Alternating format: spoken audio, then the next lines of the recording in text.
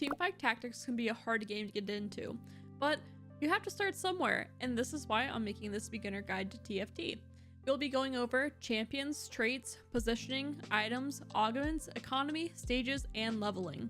There will also be follow-up videos, and I'll go over more advanced strategies as well as more basic tips to help you learn and get better at TFT, so make sure to check those out. What would TFT be without the champions? They're a core part of the game. There are 1, 2, 3, 4, and 5 cost champions, which can be found in the store. Higher cost champions tend to be more powerful than lower cost champions. Each champion has 1 to 3 different traits. We'll talk more about the traits soon. You can buy a champion and sell it back for the same amount of gold. If you buy 3 champions of the same name, they'll combine together to make a 2-star champion. If you buy 9 champions of the same name, then you'll create a 3-star unit, which is the highest star strength a champion can achieve. Once a champion is bought from the store, you can either put the champion on your 9-slot bench, or they can be played on the board. When the unit is played on the board, you can see its traits show up on the left side. The first number will show the number of traits that you currently have active on your board, while the second number will show the number of champions that are required of that trait in order to activate the trait to get its bonus. Each trait gives unique bonuses to give holders of the trait or the whole team the bonus. Traits can help your team do more damage, be more tanky, or give your team utility.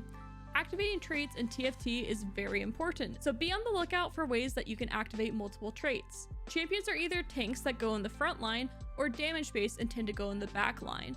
An easy way to see if a champion goes in the front or the back line is by right-clicking the champion and taking a look at its attack range.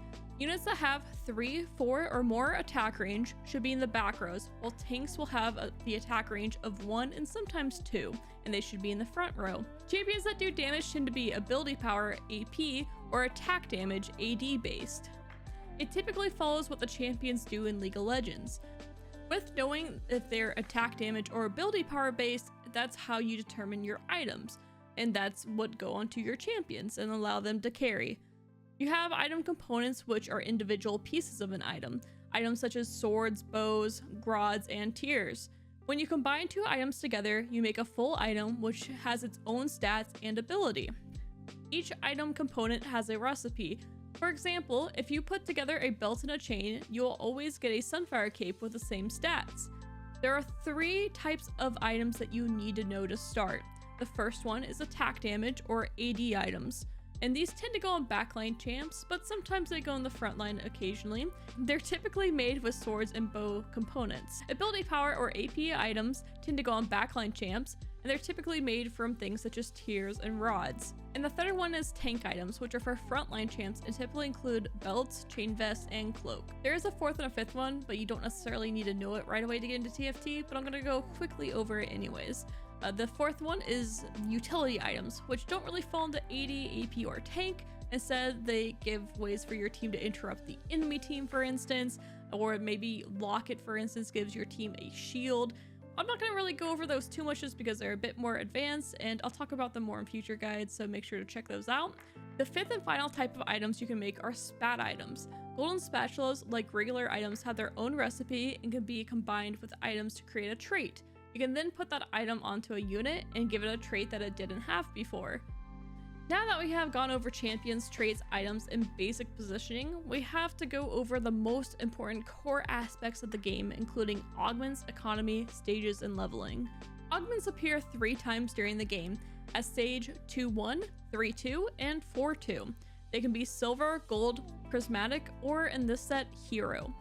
Augments are a way to give your team more power. Some augments work better with your team than others. You have 1 reroll per game, which you can choose to use if you dislike your augment choices, but because you only have 1, be sure to use it wisely.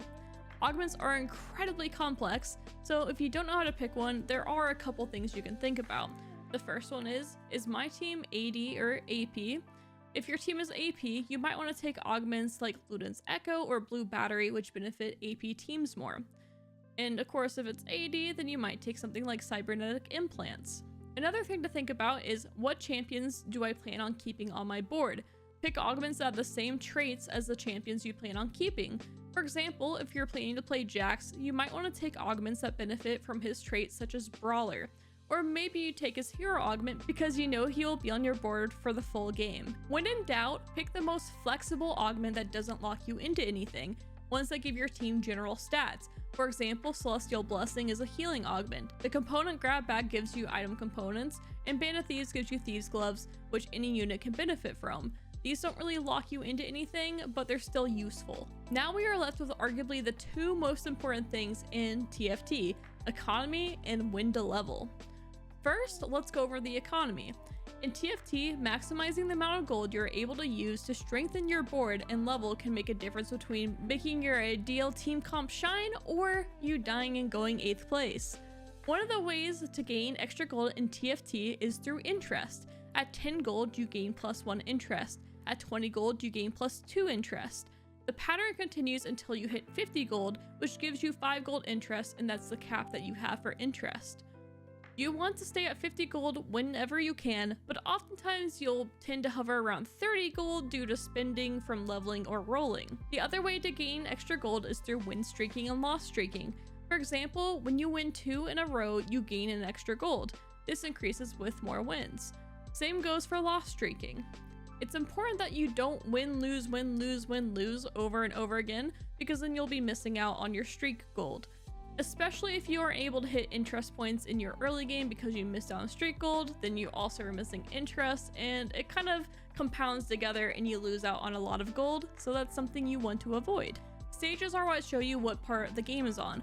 For example, stages 2 and 3 are early on in the game, while stage 6 is late game. In the early stages of the game, you'll be playing low-cost champions and focusing on getting them to 2 stars. Generally, you won't want to refresh the shop at all in the early game as you are focusing on leveling up and saving your gold to hit interest points. Focus on buying champions with the same name to star them up, as well as matching traits together, as well as hitting 10 gold whenever you can for your interest.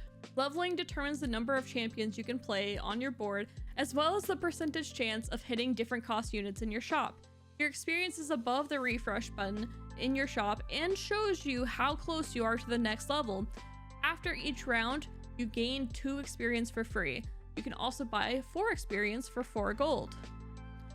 Generally, when you level up, you want to be level 4 on stage 2-1, level 5 on stage 2-5, level 6 on stage 3-2, level 7 on stage 4-1, level 8 on stage 5-1, and level 9 on stage 6-2.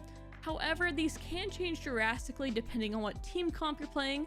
For example, if you're playing a 2-cost reroll comp, you might want to stay at level 6 for longer to increase your odds of hitting 2-cost champions. But when in doubt, this is the best way to level up, especially if you're new. I would just follow this, and then as you keep going and learning and progressing, then you can learn the different ways to level up. But this is the basic way that most players start with. This makes it easier for you to manage your gold. You can play at a high level by learning more advanced strategies on how to get better in the game, which you can find on my next video of TFT Advanced Player Guide, where I'll go over the next steps for you to become a better player. Whatever you decide to do, TFT has a mass appeal to it due to a beloved IP, but also because you can have fun in any game of TFT simply by playing. It can be a chill and relaxing game to play after a stressful day, or a game that you can look into becoming the next best player. Whatever you decide to do, make sure you're having fun and enjoying yourself. Thanks for checking out the guide, and I'll see you in the next one.